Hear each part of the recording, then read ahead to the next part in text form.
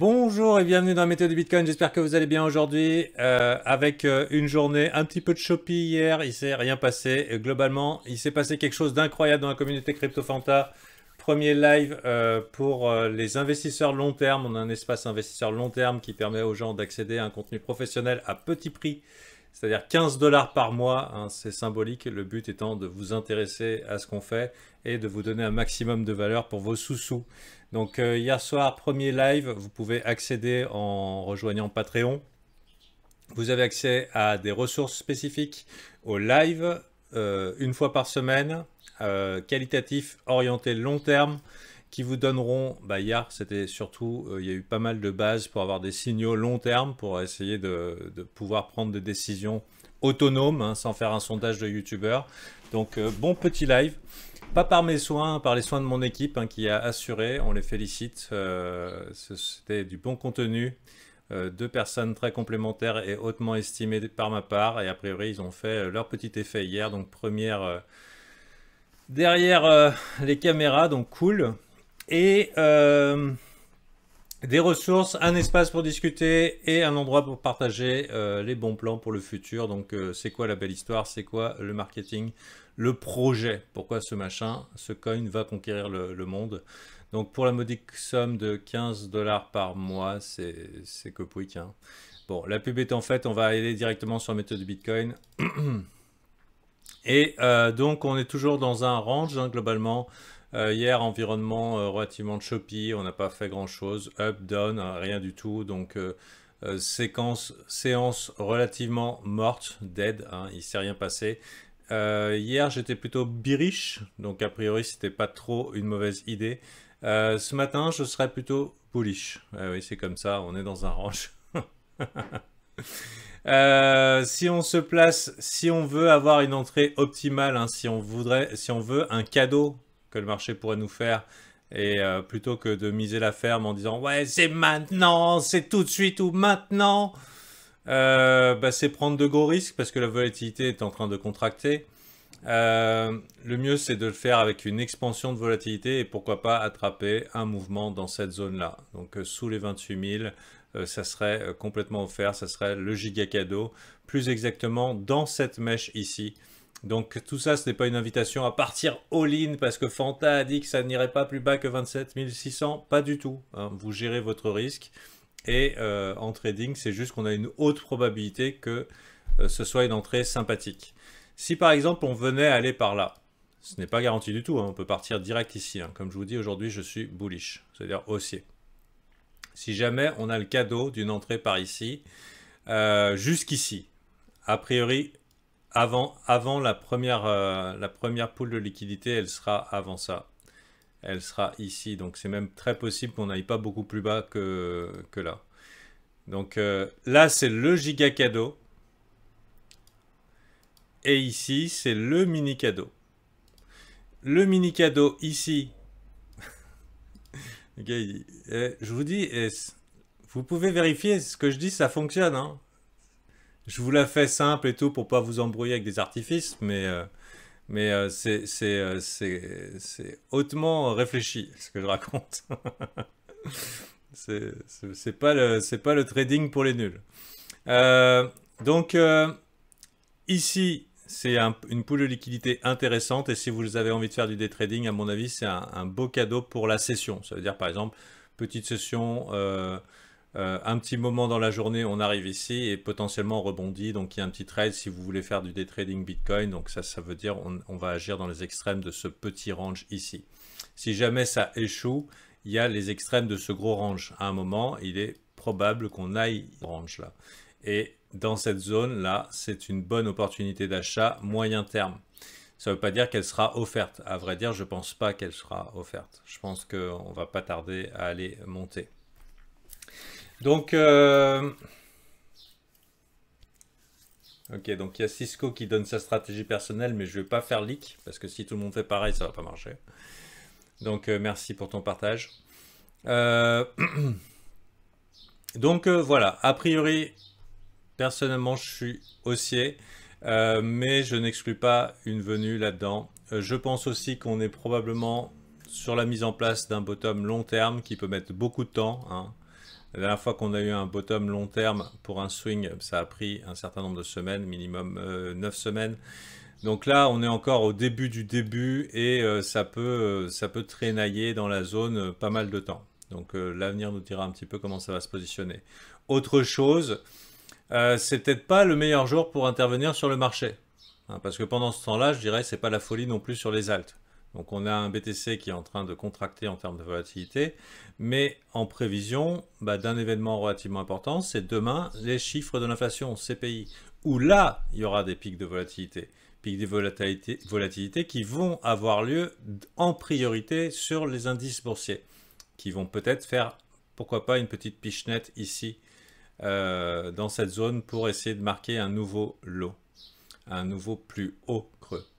Donc, mais ça serait une pichenette de volatilité et à mon avis une opportunité d'achat. Voilà. Ce qui fait que peut-être que c'est la bonne journée pour rien faire. En réalité, je pense sincèrement que c'est la bonne journée pour rien faire.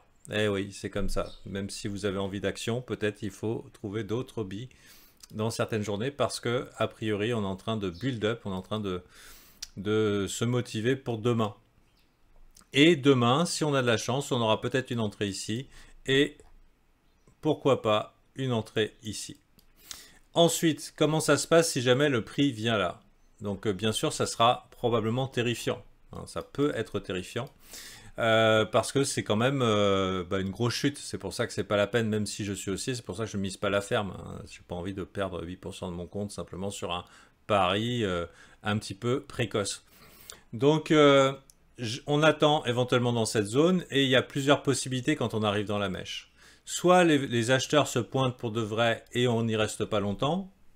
Donc ça, c'est des choses qui pourront très bien se produire vendredi en fin de session. Donc on va en reparler demain ou alors le week-end. Soit on y reste un petit peu trop longtemps, les gens sont bullish, ils ont dit ouais mais moi j'ai l'habitude, Fanta il dit toujours bien sur la météo du Bitcoin, donc je fais tout ce qu'il dit aveuglément parce que je suis comme ça et machin et tout. Et en gros on est tous d'accord et là il y a un alignement de planètes et là il y a tout YouTube qui fait Fantasio a dit ça et d'un coup l'univers tout entier décide de prendre ce super trade génial que j'ai inventé, mais la majorité a tort. Hein. La majorité a tort. Il n'y a que moi qui ai le droit d'appuyer sur ce putain de bouton. Si vous êtes tous d'accord avec moi, ça marche pas. Je sais pas si vous êtes au courant. Donc, c'est pour ça que dans cette zone-là, même si c'est une bonne opportunité, pourquoi c'est une bonne opportunité? Parce qu'on agirait sur un gros mouvement volatile et on pourrait profiter de cette extension de volatilité pour avoir une entrée sympathique pour un rebond. Mais si tout le monde est d'accord avec moi, ça peut faire... Ah ouais, tout le monde achète le type, fuck you, motherfucker. Exactement, la sextension. Tu connaissais pas, c'est un nouveau pattern. Demande à ta femme. Donc, ceci étant dit, en général, avec un gros push de volatilité comme ça, qu'est-ce qui se passe? Il se passe un bon rebond. Et c'est au niveau de ce rebond-là où on va savoir si c'est une bonne ou une mauvaise idée. Tata, c'est ça du bon trading. Si jamais on va là-dedans avec un gros pic de volatilité, par exemple, comme par hasard, des chiffres d'inflation sont trop faibles. Les gens, oh, les chiffres d'inflation sont faibles, ils sont en train de faiblir, le marché il tank. C'est pas normal. Normalement, si les chiffres d'inflation sont en train de faiblir, le marché n'est pas censé tanker. Donc réaction... un petit peu un piège quoi, un bear trap. Si jamais c'est le cas. Et dans ce cas-là, on attrape ici les bonnes entrées, tout le monde a peur, et ici ça repart, et on est parti, pourquoi pas, un rallye sympathique. Parce que si les chiffres de l'inflation sont faibles, ça veut dire que la Fed n'aura pas besoin d'appuyer trop fort sur le champignon à la prochaine augmentation des taux. Ok, très bien. Et dans ce cas-là, on a ici ce retour. Et si jamais ça veut pas, en fait, on verra de la faiblesse et on verra le prix qui fait ça. Et là, on dit, oh putain. Donc, ça veut pas dire que ça serait pas Sam qui nous fait des blagues, hein, parce qu'il a déjà fait par le passé. Il nous a fait des blagues ici. Ça, c'était vraiment bien joué de la part. Enfin, Sam ou les patrons de manège, enfin, ceux qui bougent le marché. Donc ça, c'était vraiment bien joué de leur part. Le retest un petit peu inutile. Dans mon book, ça c'était bearish. Autant là, c'était clairement bullish ici. Autant là, c'est mais pourquoi on y va? Donc la question ici, ça va se poser, c'est à partir du moment où on va chercher la liquidité si on vient là, moi personnellement, ce que je veux voir, c'est de la force. Voilà. Si on voit de la force, c'est bon, on a probablement revisité la mèche qu'on devait voir et on est parti pour aller plutôt taquiner le haut du range et pourquoi pas aller faire un swing haussier qui nous emmènerait d'abord dans les 38 000 et ensuite, si le cœur lui en dit, 47 000. Voilà, ce n'est pas des chiffres sortis de mon cul, c'est le comportement normal des marchés. Voilà, ce qui a été acheté par des pros doit être vendu plus haut. Et dans la panique générale, ça veut dire dans la vente des altcoins à moins 60%, moins 70%, dans le Bitcoin qui s'est échangé en solde à moins 30% et qui continue à se vendre massivement, hein, il est massivement vendu actuellement sans vraiment bouger beaucoup. Et ben, il y a des gens qui ont accumulé et ce que j'attends de voir, c'est est-ce qu'ils ont le pouvoir, ces gens-là, de distribuer le prix plus haut, donc sous la forme la plus simple du trading qui est week off, accumulation, markup, distribution.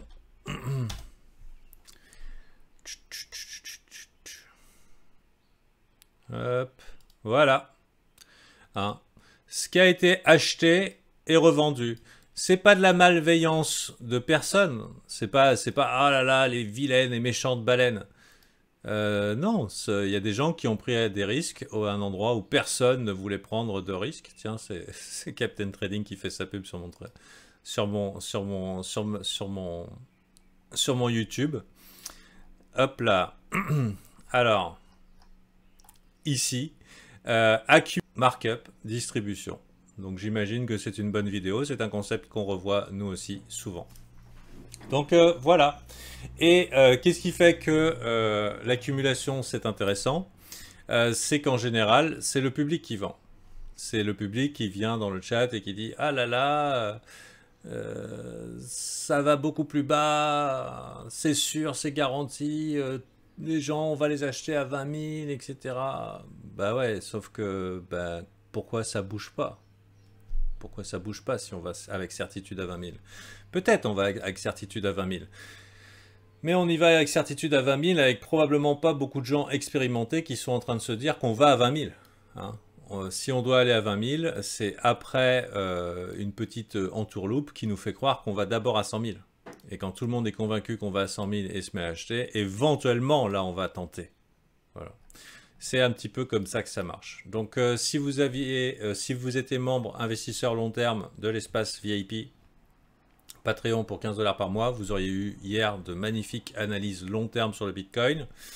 Et les analystes ont bien expliqué que c'était pas pour maintenant, hein, la tendance haussière. C'est pas dans le graphique. Donc l'inversion de tendance n'est pas encore là, mais on peut quand même être attentif dans des extrêmes et parfois avec un peu de flair et d'expérience essayer de sentir comme ça les points tendus du marché. Et voilà. Sur ce les gens, je vous souhaite une bonne journée et je vous dis à la prochaine. Donc c'est-à-dire demain et on reste attentif, peut-être plutôt que de faire les foufous aujourd'hui, pourquoi pas attendre demain? CPI, chiffre d'inflation, attendre la volatilité et vous positionner à ce moment-là. C'est tellement bête parfois de prendre position avant le moment idéal pour finalement se retrouver dans le bon trade, le trade facile, à se retrouver à devoir gagner l'argent qu'on a perdu la veille. Donc à mon avis, c'est ce genre d'événement aujourd'hui. Sur ce, je vais m'occuper de mes VIP. Donc tous les jours, je m'occupe d'eux et je les aide à faire un trading plan qui leur ressemble. Et c'est parti, mon kiki. Voilà. Bye.